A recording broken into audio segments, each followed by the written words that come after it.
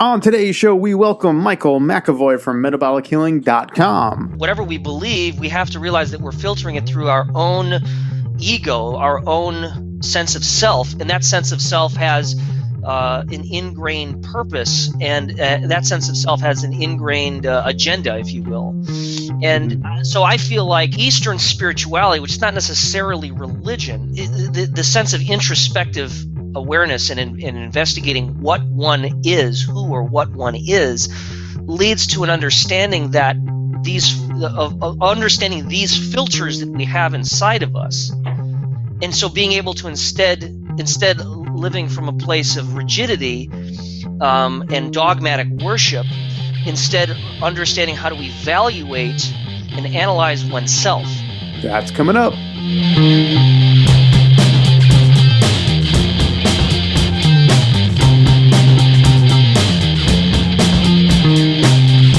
All right, Michael McEvoy on the show today. This is a fun one. I mean, McEvoy is kind of an alien with how smart he is. He's also a contributor on our site at rebelhealthtribe.com. He's got a couple of great articles on methylation and MTHFR, which are kind of hot topics right now, so go check those out. And hey, are you a free member on our site? If you're not, you're missing one of our most popular series, the Microbiome series. I talk a lot about the premium membership, but I also want to remind you that we give a ton of great content away for free. Signing up as a free member gives you access to that entire Microbiome series, which I think is like 12 or 13 hours of pure content right now.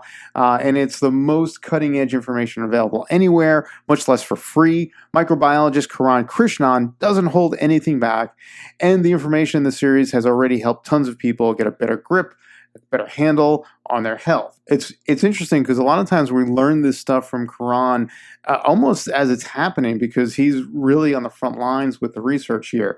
A free membership also allows you to become part of the community, join in on the conversation by commenting on posts, and even allows you to upload your own healthy recipes. So head over to rebelhealthtribe.com/join to gain access to all of that and more. And while you're there, make sure to check out those articles from our guest today, Michael McEvoy, who's probably, again, one of the smartest dudes you'll come across. He's also one of the more interesting people we've talked to.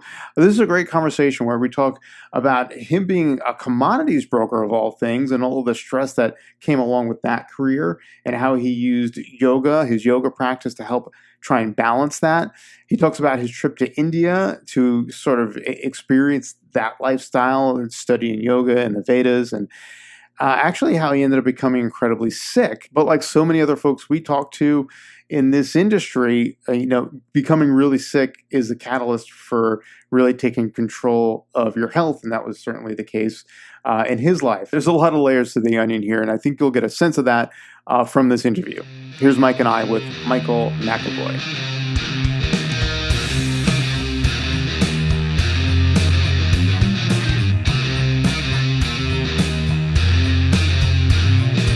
Welcome back to the Rebel Health Tribe podcast. I'm Joe Rignola with Michael Roseline. What's up, Michael? Yo.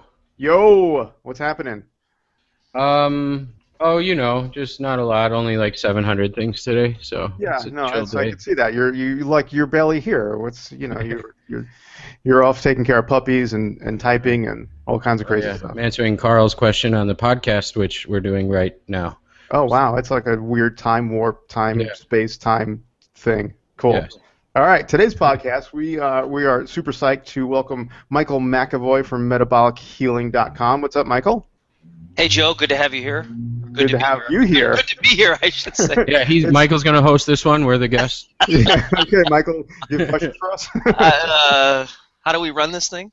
I have no idea. We're just making it up as we go along. Okay. Cool. What do you got in the background there, Mike? You've got like a whole closet full of supplements? I just got a bunch of books. Oh, these are books here, and that's a mirror, and I just got some herbs in that cabinet back there. What's the huge 1 gallon jug of looks like black tar? That is 100% organic alcohol, 180 proof. It's for basically making tinctures of herbs. Yeah, okay, whatever you say. That's what it's for. I don't recommend drinking it. I think you'd probably get sick in about 30 seconds. Yeah, probably. But, I have actually. This should have been talked about in me and Joe's kickoff episode where we told our uncensored stories. But I have actually consumed 180 proof alcohol one time. Really? Yeah, Is that legal? in some states. No But kidding. never Is it state like, New York. was it like moonshine? Everclear in some states has a cap on the proof that it's allowed to be, Hmm. and in other states, Florida, it does not. Wow. And so it was 89% alcohol, which would be 178 proof. For So those how who much? don't drink, one, good for you. Two, vodka is around 80 proof, so that's about 2.5 times the alcohol content of your standard liquor. And Michael, you can explain maybe to us, alcohol removes certain components from leaves and roots in plants, correct? Yeah, it's a solvent, and you usually typically would use vodka because, as you stated, it's 80% about. And as a solvent, you want to be able to extract as many of the different plant constituents as you can. You could use waters. Actually, some plant constituents are better extracted using water. Some are better extracted using alcohol. Probably the majority are used to extract with alcohol as a solvent. Obviously, the higher amount of alcohol content, the more extraction you're going to get. That's what I was going to ask. Yeah, that makes sense. So the higher the proof, the more extraction you get. Yeah, so you can get a gallon of 100% organic alcohol, like 180 proof, for about $100. I paid for that, and you usually mix it with dilute it with a little bit of water because it can be very strong. There's all kinds of different ways you can decoct herbs. You could cook it down and then preserve it with alcohol with 25%, which is kind of what I've been playing with some formulas. Or you could just do a straight alcohol decoction. It really just depends on what you're trying to do. Mm-hmm. Interesting. Well, then that would be like the dosage of that would be in droppers, not in like shots, correct? Yeah, we're not doing we're not drinking gallons of valerian root. Yeah, we're doing drops. You'll go to sleep, but you'll also be wasted for 3 days. Yeah, so you probably need a new liver afterwards. Right. Well, he's got a tincture for that too. Probably, yeah, exactly. Right. There you go. So why don't you just use the herb for, do like a milk thistle tincture with 180 proof and just do shots of that. It's kind of ironic, isn't it? Yeah. Thinking, well, you're going to give somebody that has hepatitis C dandelion root and buplorum and milk thistle and an alcohol tincture. Wait a second. Yeah, that doesn't make sense. Well, are there other options? You do like a water, like you said. Well, if somebody water-based has or glycerin hepatitis C, I would give it to them in a capsule form. I mean, the thing is that the alcohol extraction is going to be better absorbed or more rapidly absorbed. But in terms of actually getting the highest concentration of an herb, you want to use like an 8-to-1 or a 10-to-1 ratio extract. So you freeze dry the actual herb and you concentrate it and then you dehydrate it. Or you dehydrate it and then you freeze it. And then so basically you have a higher concentration. That's actually to get more of the plant matter that way, but it might necessarily get absorbed as well as using alcohol. Right. Liquid. That makes sense. Cool. Wow, we just jumped right in, man. It was like we went from like 0 to 180 proof in 2 seconds. We're now a pharmacy. Yeah. So we should FDA approved, of course. Are you using your tinctures predominantly just with your own clients, or are you looking to create products? I'm experimenting on people. Cool. Awesome. Myself included. I'll give you my address. Just send whatever over. I'll drink it or shoot it or snort it or whatever happens. No. We're not doing any of that. Okay. All right. Anyways. At least not that we're talking about on the podcast. Before we get too ridiculous. Let's back up a little bit. Yeah. Michael, for folks who may not know you, just give a little background about what you do, why you do it, and kind of how you got started. Well, I've had a very unique experience over the last 15 years or so. My healing journey kind of began as a personal healing journey, as it usually does for so many people. But basically, back in 2002, 2003, I decided that I wanted to get out of the United States for a while because I thought that things were starting to heat up. And are you starting to get that feeling again? I'm starting to get that feeling again. It might be a good time to leave again. Yeah. But so I basically traveled to India, and I did that for several months, and it was partially a spiritual sabbatical as well as wanting to experience a completely different culture, completely different mindset, way of living, etc. And while, of course, it was an amazing experience, when you travel to the third world, body isn't necessarily adapted to the level of bacteria that you are normally exposed to in a first world country. And so I got chronically sick. I got really messed up, and it wasn't fun. When I got back, I weighed about 35 pounds less, and I was only 150 pounds when I went, so I was like down to about 125 or so.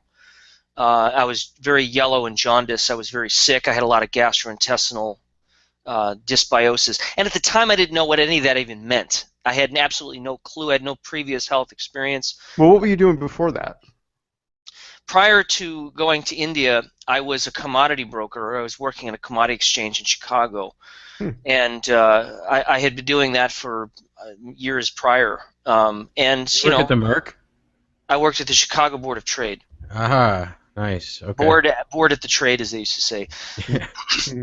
But yeah, that was the days of open outcry. You know, when people used to jump up and down and scream and throw their hands up in the air. And I used to be one of those guys. And you can imagine a high stress kind of environment. But so I traveled to India and got very sick. And long story short, when I got back, I was very scared because I had no idea what to do. I didn't trust doctors. I didn't want to do the drug route. I didn't know if I was dying. I thought I sometimes felt like I was. And I basically just took some advice from some friends of mine who had also been to India before, and they had just made a few recommendations, and that included doing colon hydrotherapy as well as taking high doses of probiotics. At the time, I was like, what are probiotics? Exactly what are those? So that was kind of my introduction, and within about 6 months, I really began to not only regain my health, but actually eventually achieve a level of health that was actually higher than I had ever experienced before in my life. And at that point, I kind of got to a crossroads where I said, well, I'm going to basically continue this path of self-betterment and self-improvement, and getting healthy, staying healthy, and seeing if I could even get to a higher level of health at that point. And so it was a few years later that I had sort of decided that this is something I wanted to do professionally, and I wanted to help and teach other people how to improve their own health using more natural methods. And that's kind of the beginning of my journey. Now, updating the situation, I don't know, what year are we in, 13 years or so, I have a company called Metabolic Healing, and we operate an entirely web-based nutritional consulting platform, and we work with clients all over the world. And in addition to our health consulting practice, we also have developed a number of practitioner training education platforms and programs. So now I'm engaged in training other healthcare practitioners how to become more of an integrative practitioner, how to use the different clinical tools that are at your disposal here in the 21st century to help your clients to achieve a higher level of health. So that's kind of what I do. Gotcha.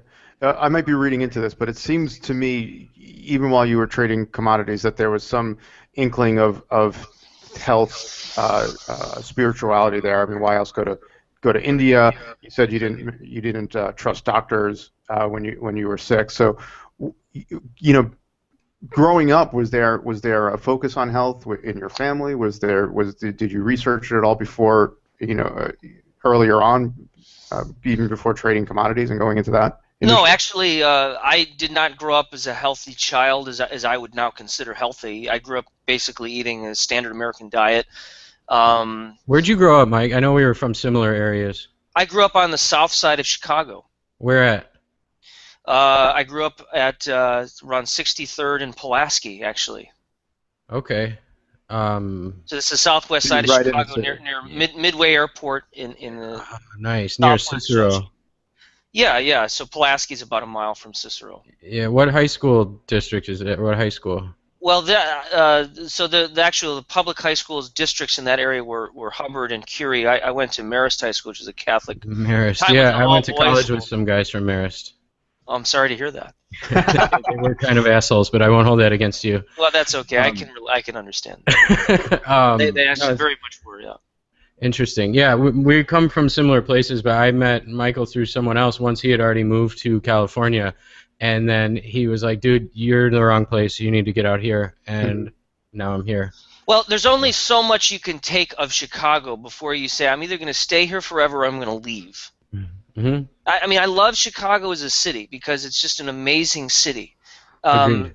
But the weather is unbelievable at times. The politics is really unbelievable at times. I remember getting like 10 parking tickets in about 2 weeks, and I never did anything wrong. Yeah. I was legally parked every time. 2 of their last 3 governors are in prison in Illinois, and they've outsourced the parking enforcement in the city of Chicago to a private company now. So there's a privatization of fining drivers and parkers in cars. Right. Yes, So it's very, very predatory. Yeah, it's extremely. The judge just ruled those cameras in the intersections are illegal, though, and people don't need to pay their fines anymore. Right. But they still do anyway. Yeah, of course they do. Anywho, enough Chicago tangent. I was just curious how close together we came from. Yeah. So you went from Catholic school to so what was your why go to India at that point? You trading commodities. India, okay, so that's quite a good question. We're living and working in a high stress corporate environment. Kind of has its toll on your psyche. And actually, at the time, I had been practicing yoga for a few years prior to going to India, actually. And that was sort of one of the reasons of wanting to go to India, was to kind of explore the roots of the Indian native culture, and because I was fascinated with certain Indian and Vedic philosophy, such as Advaita Vedanta, and in yoga philosophy, which comes out of the Samkhya system, more or less. But I was very fascinated by it. Obviously, India is a very ancient culture, and the roots of Indian spirituality go very deep, and in probably one of the oldest cultures in the world. And so, being working in the Chicago Board of Trade in a high-stress environment, you realize that there were certain points where I would literally come home from work, and I would sit on the couch, and within a matter of 3 minutes, I would fall over and pass out. That's the level of just fatigue and exhaustion that you'd experience on a daily basis. So I was really using a yoga practice as a way to kind of reduce stress, regenerate my sense of well-being, get oxygen into my brain, and to stay healthy, because a lot of people at the Chicago Board of Trade were very unhealthy and did a lot of drugs and alcohol, and that's not what I wanted to be doing. So so there actually, interestingly enough, there were actually a lot of people practicing yoga who worked at the Board of Trade, and there was some of the best yoga teachers that I've ever known actually used to work at the Chicago Board of Trade. So it's very interesting how one extreme almost creates the opposite, right? In a sense, and that's kind of what happened for me. I kind of just got psychologically to a point where I was done with it, and I wanted to experience the total opposite of American capitalist corporate society, and wanting to experience what living in a third world country really was like. And so I went to India. And how long after you got back did you leave that environment? The Board of Trade environment? Yeah. Well, I kind of came and went. After I had come back, I actually I lived off of whatever savings I had, and then I ran out of money, and I had to go back and get a part-time job at the board again, and eventually I got out because I became a yoga teacher. I said, okay, enough is enough. I don't want to be working at the Board of Trade anymore. That's it. I'm done. I'm going to go teach yoga. And I actually did that for several years before starting a full-time health consulting profession. So that was more than 10 years ago now. You taught Iyengar yoga, correct? Well, sort of. I mean, inspired. I mean, nowadays, what style of yoga is all very arbitrary, because there's such an amalgamation of different styles of yoga that everything kind of has crossover. But the way that I taught yoga was a lot more very disciplined. Many people kind of thought that I was a very harsh teacher because I was very strict. I don't know if that had anything to do with my South Side of Chicago upbringing, which may have probably influenced it to some degree. But are you kneecapping anyone in class? No comment. No comment. All right. But Yeah, but yoga has its tremendous benefits if it's practiced, and many people think that yoga is a physical discipline, which that's part of it, but there's so much more to it than that. And the Western adaptation of yoga, I was just watching a TV commercial, and it was I'm sorry. basically, I don't have a TV. This was actually somewhere else, and I was watching. There was a McDonald's ad of a yoga teacher teaching in a classroom, and the students are bent over in a forward fold, and they said, "Hey, did you hear McDonald's has new Egg McMuffins?" Those Or two go something together. like that. And I just like hit the top of my head, and I just So when you started believe doing yoga, was it strictly for just health, kind of a way to just move and generate oxygen, and was it just strictly health, or was there a spiritual kind of calling to do that along with that? Well, it was actually more for mental discipline. Hmm. I had a previous history of martial arts. I took martial arts classes on the south side of Chicago with a guy named Robert Lee, or Bob Lee, and he was a former Navy SEAL who in the 1950s had studied in Japan under the guy named Masatatsu Oyama, who was very well known for killing a bull with his bare hands, or probably doing that several times, being the Is that a founder true of. story? That's a true story. Yeah, you can That's actually look. impressive. You can actually look. There's a video of him doing it. That was Oyama in Japan. Oyama became the founder of the Japanese Karate Society. I guess he was kind of the main guy to bring empty-hand karate fighting to the mainstream, more or less, in the 1950s. So anyway, the teacher that I studied with was a direct student of Oyama's, and he studied with Oyama in the mountains in Japan in the 1950s. So this guy in the south side of Chicago trained me in empty-hand karate martial art fighting basically out of a garage, and he didn't charge any money, and he'd been doing that for 35 years. And so it was you can imagine, south side of Chicago, Mount Greenwood, which is a southwest suburb, I know where that very is. kind of very rough kind of environment, to say the least. So I had a 4-year history of studying that with that style of martial arts. It was very, very intense, very disciplined. No BS, and so I had that kind of cultivation of energy, but I felt like I needed to develop more of a softer, more of a yin aspect, if you will, and so kind of the yoga was a very good complement to that. Because is interesting because I think that yoga and martial arts are very similar in the sense that you're using the same kind of energy. You're using the same kind of prana or chi or vital force or breathing, but you're channeling it and you're expressing it in a very different way. So I was able to kind of really develop my ability to harness the yoga practice a lot easier than most people, apparently, because I had this very strict martial arts background that enabled me to tap into the breathing. The more I realized that yoga was so much more about breathing than it was to just the physical postures, when you make that connection between the breath and the body, you realize that the mind becomes more tame in that continual flow, that continual stream of practice. So I kind of used yoga initially as more of a mental, physical discipline, as a way to kind of get myself grounded, so to speak. And that sort of just developed naturally into more of a spiritual practice, I guess, more of a health-conscious practice, I guess. Interesting. And now seeing how yoga is being so much mainstream now, I kind of have a big distaste for yoga in the mainstream now, because it doesn't seem, it's very, I'd say that yoga today is very Americanized. It's very, I was just going to use the same word, Americanized, yeah. very westernized, and there's nothing wrong with that, in the sense that I think overall it's a good thing, but I think that if you actually look at how yoga has been taught traditionally throughout the centuries, it's very, very different than how it's being taught in the United States now. Many people think that Iyengar, maybe they think of yoga as very lofty, spiritual kind of stuff. And while there is that element in certain schools of yoga, the roots of yoga, posture yoga, asana practice, is actually steeped in extraordinary discipline. If you look at the teachers of Iyengar and his teacher Krishnamacharya, these teachers were absolute rigorous teachers in terms of discipline. They were extraordinary disciplinarians. And putting any of your best yoga teachers in a room with these teachers, they would literally just crack the whip.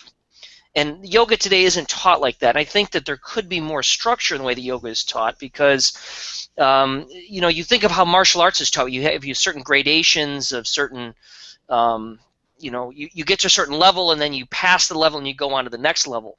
Most yoga today is kind of taught in a way that it doesn't take that into account. You know, it's more about just doing a posture or a series of postures, and just there's no natural progression. In other words, It's more about the exercise and you know, it's in P90X, for crying out loud. There's yoga in P90X. Right. Well, again, I mean, again, there's benefits to that, but in terms of so I kind of look at all of these things in the context of what I do in my profession as trying to see that there's a natural progression of learning and evolution that we all go through as individuals. We all evolve. We all learn in different ways, and it's important to embrace the different ways of learning, and realizing that while it's important to have structure, you know, as a teacher myself, teaching nutrition, teaching health myself, while it's important to have structure, it's also important to embrace the learning potential that each individual student has, and realize that we all have different paths, and we all have different ways of learning and different ways of approaching new concepts and ideas. We're kind of getting off track from what we're originally talking about, but I think it ties together because there's no track. We have no track. We're really talking about a lot of the same things. We're talking about improving health. We're talking about conscious evolution. We're talking about spiritual and physical and mental development and development of the health and development of the body, which I think it's all really related. Yeah, absolutely. Of course it is, without a doubt. You can have a good yoga practice and not actually do yoga postures. Well, maybe, sure, if that's your thing. But I was going to say weightlifting could be a yoga practice. For sure. Oh, I have friends who are super into powerlifting and say it's the most meditative thing they do in the day. Absolutely. Nutrition, food is a yoga practice. Sure. Anything that brings your focus and attention to what you're doing in that moment and not thinking about other things, right? Completely agree. Yeah. Absolutely agree. So almost anything can be meditation. Absolutely. With the specific intention of conscious awareness, absolutely. Hearing you talk about this now and where you're at now, I've kind of feel inclined to ask you about Catholic school. Now, you know, as someone who's such a critical thinker, was there conflict at some point going to Catholic? Did you go to Catholic school your whole life? No, just high school. But so I had a kind of a I don't know, series of revelations or change in belief, or really starting to investigate my own you know, so-called Catholic upbringing, and I basically got to a point where I didn't believe that structured, organized religion could consolidate reality in a way, and the more importantly, I think that the concept of religion, taking these really archaic religious concepts and myths and stories, and trying to adapt it into a modern day mental structure is a very, very impossible thing to do. You know, we can look at how people used to think 3,000 years ago, and trying to apply that same way of thinking and seeing the world in a current way, I think is going to eventually lead to problems. And so that's kind of where I took it, and realizing that I can't really apply modern day view into religion, because these religious concepts are very difficult for the modern mind to even grasp and understand. And I personally gave up my religious faith many years ago. I feel like religion, and by no means do I believe that anybody should share my belief. You're free to worship whoever or whatever you want. I believe in religious freedom, but I also personally, I feel that religion becomes more of an impediment than it does, because it's a structured belief system, and I believe that any structured belief system will eventually lead to egoic or individual ideologies that can be very dangerous and destructive. Sure, an attachment to this idea, and this is the only way. How could you possibly grow if you think that you're everything that you know is in this box, and it's the only way to.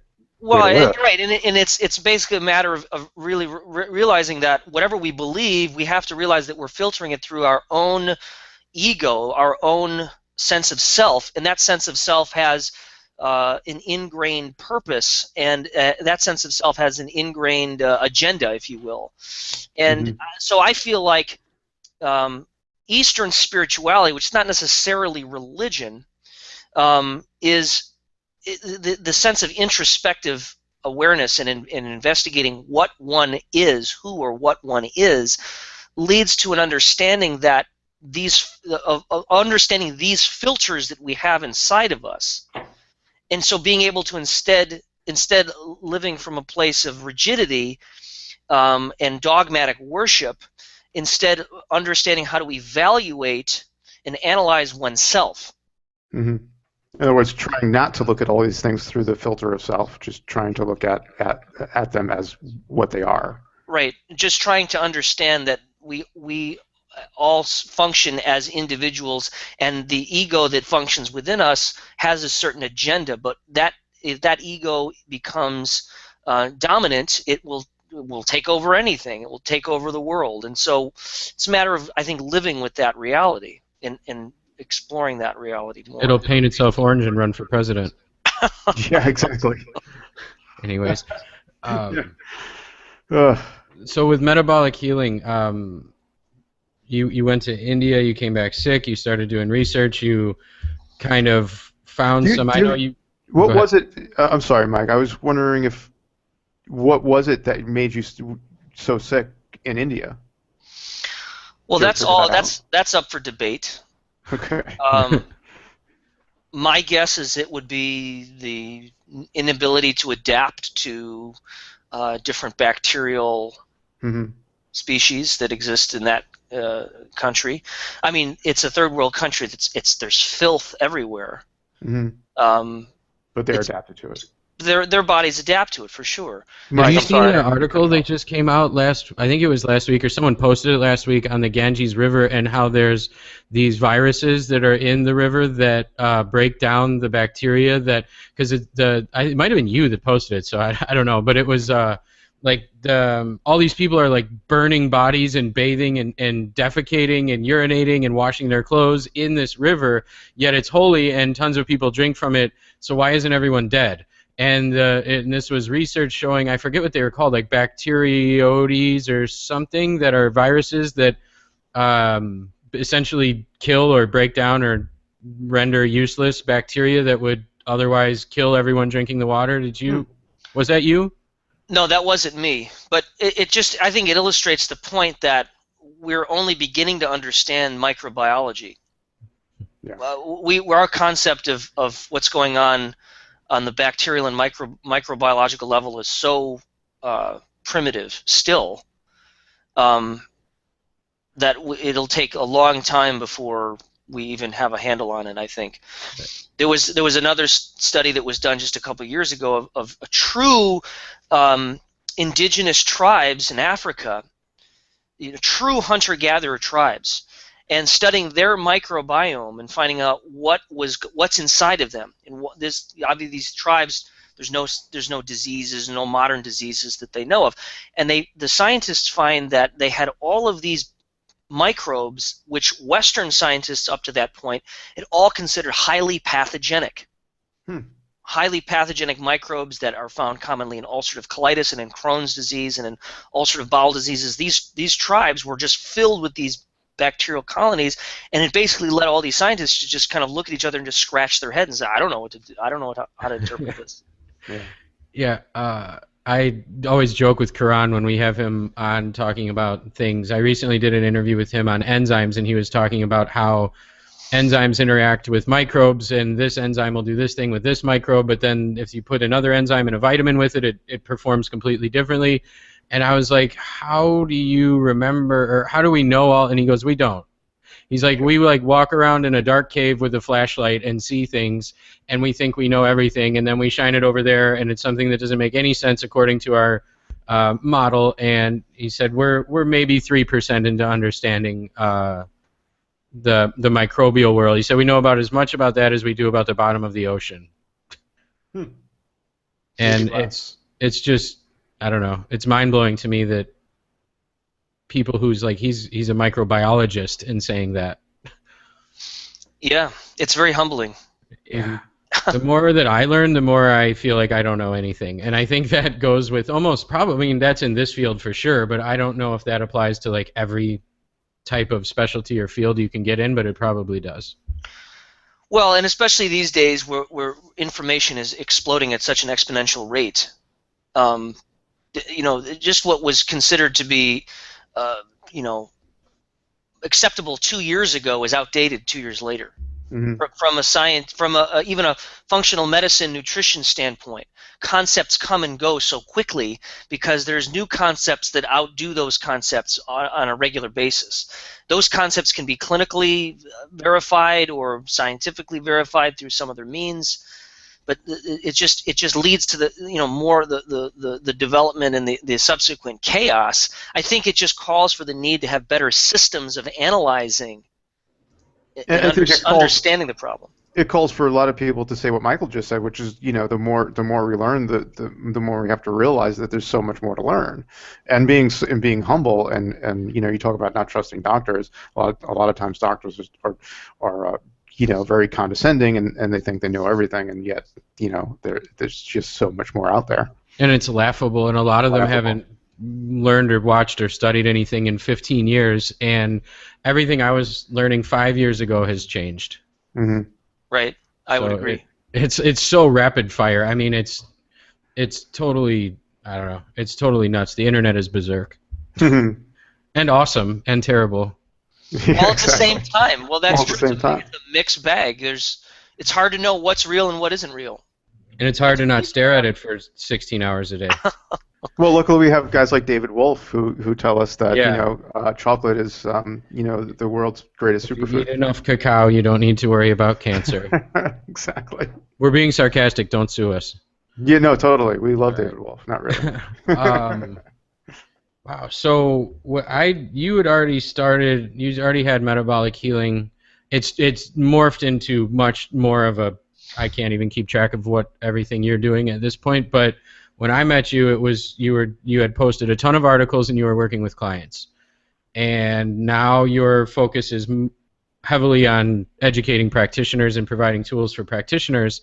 How'd you decide to start that business? Was it just like, I want to do this, and this is what I'm going to do, or did it start kind of on accident, or how did that evolve? It kind of started on accident. I had a number of requests from practitioners that they wanted to learn certain things that I had to teach, and so the process just kind of organically unfolded. And at the time, I had really been studying physiology and blood chemistry specifically, trying to extract as many different kinds of patterns and concepts from blood chemistry, because I feel like blood chemistry is a very inexpensive tool to use to get client or patient data if it's really analyzed correctly. And so at the time I had developed a way of looking at patterns through blood chemistry, and that eventually led to looking at patterns through other types of testing as well, such as urine testing and saliva testing in different types of functional labs. Now genetics, I mean, just in the last 5 years, the explosion of information on genetics has just created this whole new cascade of research and investigation into different avenues of health and functions of the body. So now my teaching and practice and clinical practice is centered around all of these different kinds of analyses, which have kind of evolved from this, you know, 21st century evolution of health-related investigative stuff. So the genetic stuff that you do over your site is really interesting. So people head over to metabolichealing.com. What can they find over there? Where do they get started? Well, if you're looking for consulting, we have programs that we're running and launching, and if you're looking for information, we've got that too. There's something like 350 articles that we have on the site that have been there for as long as 4 or 5 years, and it's a lot of new stuff that's related to our research or investigation into genetics, into hormone balance, sex hormones, and how genetics and hormones interact, and how genetics can influence sex hormones, as well as detoxification and some of these other important things that the body does. So if you're looking for information on certain things, you might do some sort of a Google search on liver function or genetics and find one of our articles that's related to something you're experiencing or that you want to know more about. Mm-hmm. Awesome. If you're a health practitioner, you might want to consider looking at some of the courses that we're doing. Yeah, we're going to have you back for webinars for practitioners to talk about your master class. Is it still what you're calling it? I know you keep adding to it, so I don't know what it's called right now. That again is evolving. It's the MTHFR Methylation and Biochemistry Master Course, which sets the basis of understanding the MTHFR gene methylation, but then it expands more into biochemistry, and we look at certain nutrient imbalances. And then in the third module, which was recently added, it's all about estrogen genetics and estrogen biochemistry, and pairing the biochemical testing with the genetic testing that look at the problems related to estrogen, which are certainly relevant today. It's fascinating stuff, and he's got awesome 23andMe genetic reports available also, where you can plug in the raw data from the 23andMe, and I like how you have the S&Ps kind of broken down into certain groupings and categories that affect certain functions and systems potentially, and yours is the only one I've seen that has a section on S&Ps that are increase the likelihood of vaccine injury. And kudos to you for having the balls to put that on there. Yeah, exactly. Because certain entities would probably rather that not be. So there's those, and then the blood chemistry, the blood lab interpretations we're about to launch on our site, where people can order blood testing, and then they get their results and an abbreviated version of your report, which is a functional blood chemistry interpretation report. Those are on there. So for the audience, I probably have 40 of your articles bookmarked. I've been using them in Facebook conversations, and when people ask me questions since we met years ago, they're kind of the gold standard on a lot of topics, where I just am like, whoop, click, have that one handy, boom. So you can fall down a rabbit hole and read articles there forever. And he's also, I send my most complex people his way. So when someone comes to me and wants coaching, and I listen to everything they have going on and immediately think, I have no idea what the hell to do with this person, I copy them onto an email with Michael and say, hey, Michael, this is so-and-so, they have this going on, and then they go from there. So his site's a wealth of awesome stuff. Yeah. Well, this was a fun conversation. We kind of covered a lot of different things here. So India, disease, Yep. yoga, martial arts. Was it karate predominantly that you were practicing, or? Yeah, karate. So empty hand fighting is basically what that translates to. Oh, okay. Actually, I never knew that. Awesome. And now you can slaughter a bull with your bare hands, which is I could imagine comes in handy. Well, no comment. How does he kill the bull? You can YouTube Oyama killing bull. And literally with a shuto, so with a empty hand strike. So the one technique in karate is that you probably have seen like punching the punching boards and the makawara boards. That's to toughen the calcification on the knuckles and on certain bones of the hand. I'm watching it. I don't even know if I want to watch it. It's old and black and white. It looks like the old videos of like Hawaii. All right. All right. It's with a shuto, so you develop this is not something you do at home, folks, obviously. He's wrestling the bull. Wrestling the bull. And then this is hardcore. Anyways, cool. Right. Well, there you go. Now you know how to kill a bull. It's definitely there. It's called Mas Oyama vs. Bull. Great. So we're not recommending everyone. But yeah, I love animals, so I'm not a fan of this. But for anyone who watches or supports bullfighting, you're gonna want to. That's a bunch of crap because they stab the bull a million times and then torture it, and they have weapons and tricks and it's controlled. If you're gonna do a sport against a bull, barehanded, much better way to go. Much more fair fight for the bull. A little bit more of a fair fight, right? Yeah, real men use their bare hands to kill bulls. Yeah, all right. This has gone totally off the rails. Yeah. Awesome. Well, we're gonna have by the time this airs, we will be doing a hopefully monthly. We'll see what happens. Blood chemistry webinar series, sort of like our microbiome series, only on blood chemistry and testing, with Michael on there. And if you're a practitioner, contact him or us, and we'll be doing some webinars on that too. Good stuff. That'd be good. Michael, thank you so much for hanging out with us and just letting the conversation go all kinds of crazy, weird places. My pleasure. Thanks, Joe. Thanks, Michael, for having me. Yeah, cool. Thanks, man. All right, there you go, Michael McEvoy. I told you that dude was interesting, right? if you watched him on one of our webinars, he's pretty intense. He's like trying to wrangle a tiger with all the great information and knowledge that he wants to share. So it was nice to just sit down and talk about him and his life and just allow the conversation to flow like that. Again, find Michael at metabolichealing.com, and don't forget to look out for his contributions on our site, rebelhealthtribe.com. That's all for now, folks. We'll talk to you soon.